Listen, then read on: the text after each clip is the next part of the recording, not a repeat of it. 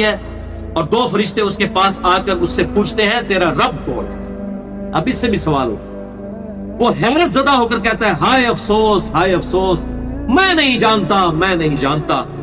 پھر پوچھتے ہیں تیرا دین کیا ہے؟ وہ پھر حیرت زدہ ہو کر کہتا ہے ہائے افسوس، ہائے افسوس، میں نہیں جانتا، میں نہیں جانتا۔ پھر اس سے پوچھتے ہیں کہ جو شخص تم میں مبعوث کیے گئے وہ کون تھے؟ تو کہتا ہے ہائے افسوس، میں نہیں جانتا، میں نہیں جانتا۔ پھر آسمان سے آواز آتی ہے اس نے جھوٹ بولا، اس کے لیے جہنم کا بچھونا بچھا دو۔ اور بخاری میں الفاظ ہیں 1374۔ اس کے جواب میں فرشتے پھر اس سے چوتھا سوال کیا کرتے ہیں؟ لا دریتا ولا تلیتا، اور تو نے خود پڑھ کر سمجھنے کی کوشش کیوں نہیں کی؟ یا جو لوگ سمجھے ہوئے لوگ تھے، کتاب و سنت کے منہج پر چلنے والے لوگ تھے، ان کے ساتھ تو کیوں نہیں چلا؟ اللہ تعالیٰ فرماتا ہے اس کے لیے جہنمی بچھونا بچھا دو، جہنم کی طرف ایک دروازہ کھول دو، وہاں سے گرمی اور گرم ہوا اس کی قبر میں آتی رہے گی۔ اس کی قبر کو اس قدر تنگ کر دیا جائے گا کہ اس کی پسلیاں ایک دوسرے کے اندر داخل ہو جائیں گی، اور ایک قبیح چہرے والا شخص قبیح لباس میں انتہائی بدبودار حالت میں اس کے پاس آئے گا اور اسے کہے گا تمہیں ایسی چیزوں کی بشارت ہو جو تمہیں غمزدہ کر دیں، یہ تیرا وہ دن ہے جس کا تجھ سے وعدہ تھا۔ وہ پوچھے گا تو کون ہے؟ تیرے چہرے سے تو خیر کی توقع نظر نہیں آتی۔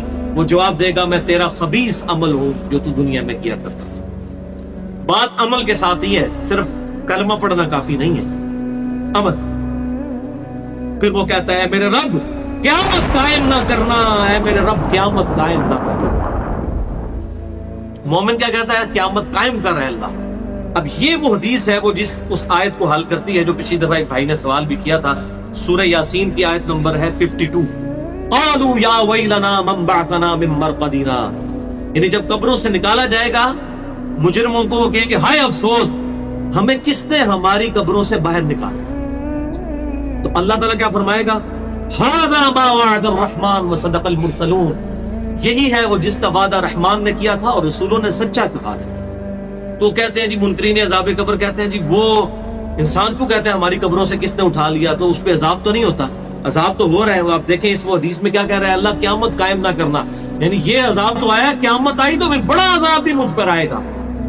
تو اسی لیے وہ حیرت زدہ ہوگا قیامت والے دن کہ اب میرے اوپر اگلی مصیبت آ گئی، عذاب کی چوتھی اور فائنل قسط بھی میرے پر آنے والی۔ وَلِعَوْذُ بِاللَّهِ تَعَالَى اللہم اجرنا من النار۔ 11ویں حدیث سنن نسائی میں 1834، مشکات میں 1629۔